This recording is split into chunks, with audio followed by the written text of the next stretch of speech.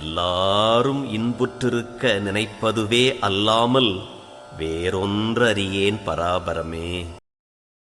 2025 வருடத்திற்கு உண்டான புத்தாண்டு ராசி பலன்கள் அப்படிங்கிறதான் நம்ம பார்க்க போறோம். இந்த 2025ஆம் ஆண்டு எப்படிப்பட்ட நல்ல பலன்களை கொடுக்க போகிறது, யார் யாருக்கு எப்படி இருக்க போகுது அப்படிங்கிற விஷயத்த நிறைய பார்க்க போறோம். 2025 புத்தாண்டு அப்படின்னு பார்த்தீங்கன்னா குரோதி வருடம் மார்கழி மாசம் 17ஆம் தேதி புதன்கிழமை பிறகுது. பொண்ணு கிடைச்சாலும் புதன் கிடைக்காதுன்னு சொல்ற மாதிரி புத ஆதிக்கத்துல புத்திகாரகனோட ஆதிக்கத்துல இந்த வருடம் அப்படிங்கிறது பிறகுது. இப்ப இந்த 2025 என்று சொல்லக்கூடிய வருடத்தை நீங்க கூட்டி பார்த்தீங்கன்னா 2, 2, 5 இந்த எல்லாவற்றையும் கூட்டுகின்ற போது நமக்கு கிடைக்கின்ற எண் 9.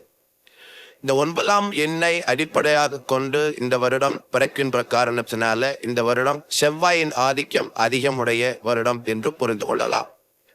அப்ப செவ்வாய்னா என்ன, யாருக்கு சாதகமா இருக்கோ, எப்படிப்பட்டவங்களாக எல்லாருக்கும் போறாங்க அப்படின்னு கேட்டீங்கன்னா, செவ்வாய் என்று எடுத்துக்கொண்டால் ஒரு வீரதீரமிக்க செயல்பாடுகளை செய்யக்கூடிய கிரகம் அப்படிங்கிறதான் உண்மை. பொருளாதார வளர்ச்சி இருக்கும், சுகபோக சௌக்கியங்கள் இருக்கும், திருமண வாய்ப்புகள் கூடேறி வரும், வீடு காய்ச்சலாம், வீடு வாங்கலாம், நிலம் வாங்கலாம். இப்படி இந்த விவசாயம் துறைகள் சார்ந்த அத்தனை பேர்களுக்கும் இந்த 2025 போன வருடத்தோடு தொடர்பு படுத்தி பார்க்கின்ற போது மிக அருமையாக சிறப்பாக இருக்கக்கூடிய வாய்ப்புகள் அதிகமாக இருக்கிறத நீங்கள் பார்க்கலாம். இந்த ஆண்டு பலன்கள் அப்படின்னு பார்த்தோம்னா வருட கிரகங்களோட நகர்வுகள் அப்படிங்கிறத நம்ம பார்க்கணும்.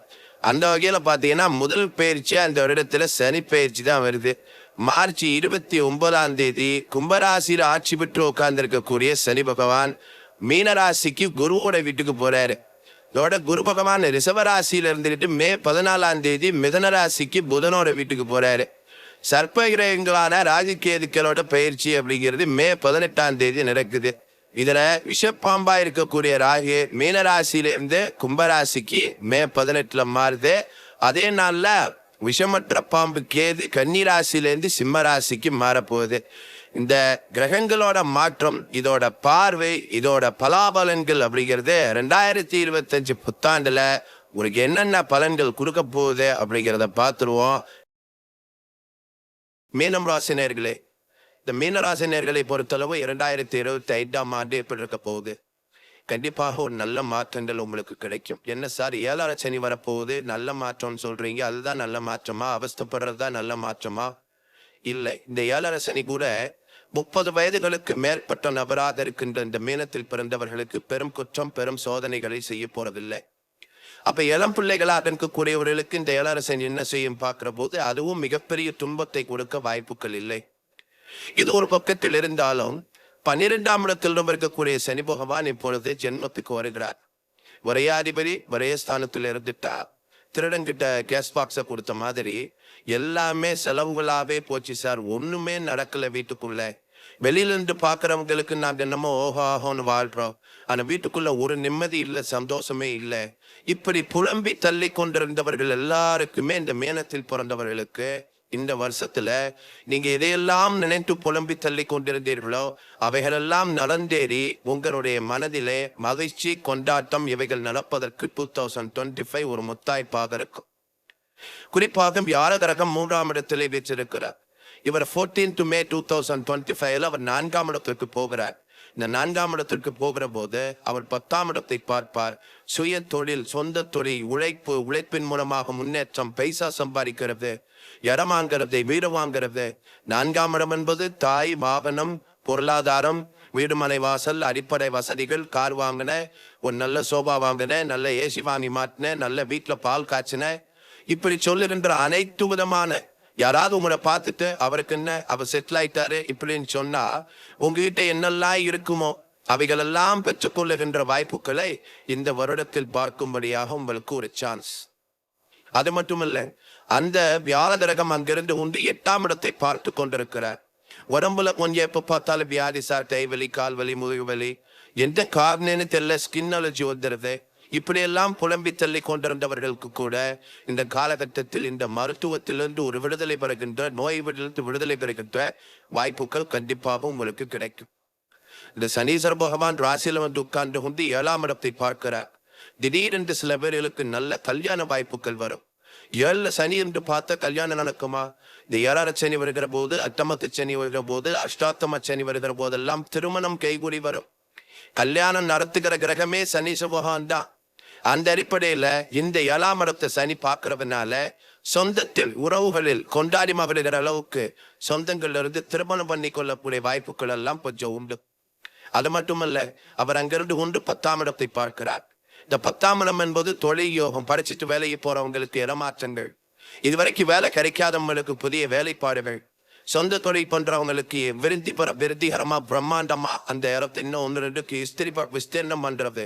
இப்படிப்பட்ட நிறைய வழிகளில் உங்களுக்கு இந்த சனீஸ்வர பகவான் மிகப்பெரிய சிறப்பை கொடுக்க காத்திருக்கிறார். இது எல்லாத்துக்கும் மேலாக இதுவரைக்கும் ராசியில் ராகு, 7ஆம் இடத்தில் கேது, இவர்கள் இருவரும் இப்பொழுது இடப்பெயர்ச்சியாகி 18 May 2025 ராகு பகவான் கும்பத்திற்கும் கேது பகவான் சிம்மத்திற்கும் 12-6 என்று சொல்லக்கூடிய இடங்களில் அமர்கிறார்கள். சர்ப்ப கிரகங்கள் 6-12 வருகின்ற போது மிகச் சிறப்பான ஒரு முன்னேற்றங்கள் ஏற்படுவதை பார்க்க முடியும். எதிரிகள் இல்லை, நோய்கள் இல்லை, கடன்கள் இல்லை, சட்ட வழக்கு துன்பங்கள் இல்லை, தர்க்கவாதங்கள் இல்லை, குழப்பமற்ற மனநிலை, இப்படிப்பட்ட எல்லாவற்றிற்கும் ஒரு தெளிந்த நிலைகளில் வாழுகின்ற தைரிய வீரியத்தை கொடுக்கக்கூடியதாக இருக்கும். நல்லா சாப்பிடலாம், நல்லா தூங்கலாம், நல்லா ரெஸ்ட் எடுக்கலாம், குறையில்லாம வாழ்ந்து காட்டலாம், என்ஜாய் பண்ணலாம். அயன சயன புகழ் போகம் என்று சொல்லக்கூடிய அனைத்தையும் வாழ்ந்து ரசித்து பார்க்கலாம். வெளிநாடுகளுக்கு பயணம் பண்ணலாம், வெளிநாட்டுல டூர் போயிட்டு வரலாம், வெளிநாட்டுல போய் ஒரு கோயிலை பார்த்துட்டு வரலாம். ஸோ இப்படி பல முனைகளில் இந்த ராகு பகவான் உங்களுக்கு அற்புதமான ஒரு வாய்ப்புகளை அடுத்த 18 மாதங்கள் இந்த மே மாசத்துல துவங்கி மீனத்துல பிறந்தவங்களுக்கு சூப்பரா எல்லாத்தையும் செய்து கொடுப்பார். பகையாளிகளாக இருந்தவர்கள் கூட இன்றைக்கு உறவாளிகளாக மாறுவாங்க. சொந்தங்களை நம்பவே முடியல என்றிருந்தவங்க இப்ப சொந்தத்தோட ஒண்ணு குடிக்குவீங்க. பங்காளிகள் எல்லாம் பகை மறந்தவர்களாக மாறுவீங்க. எல்லாம் நடக்கும், நல்லா நடக்கும்னு சொல்லக்கூடிய அளவுக்கு இந்த மீனத்துல பிறந்தவங்களுக்கு ரொம்ப சிறப்பான பலன்கள் வருகிறத நீங்கள் பார்க்க முடியும். வருடத்தின் பிறப்பு என்பதே 5க்கும் 6க்கும் சம்பந்தப்பட்ட சூரியனும் சந்திரனும் 10ஆம் இடத்தில் அமர்ந்திருக்கிறார்கள்.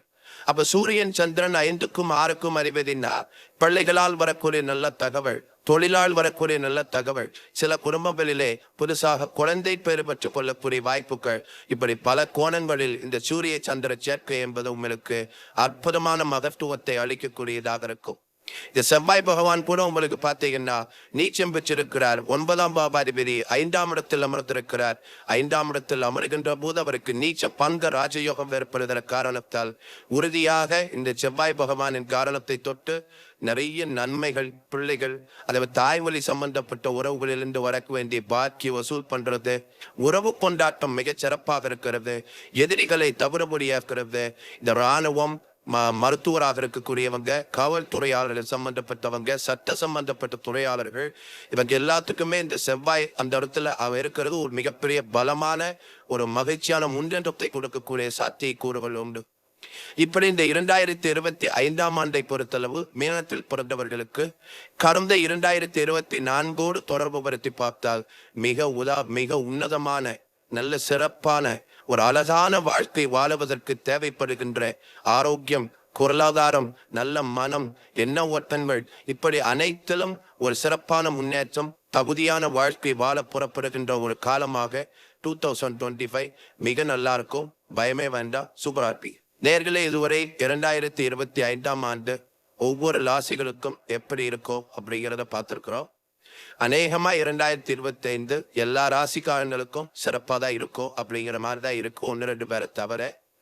ஆனால் இது மட்டுமல்ல, இது ஒரு பக்கத்தில் இருந்தாலும் உங்களுடைய அடிப்படை சொந்த ஜாதகத்தில் நடக்கக்கூடிய தசாபுக்திகள், அதில் இருக்கக்கூடிய அசிஸ்டன்கள், இவர்களையும் நீங்கள் ஒன்று சேர்த்து கொண்டால்தான் இதில் இருக்கக்கூடிய அனைத்தும் ஒட்டி உறவாடும்.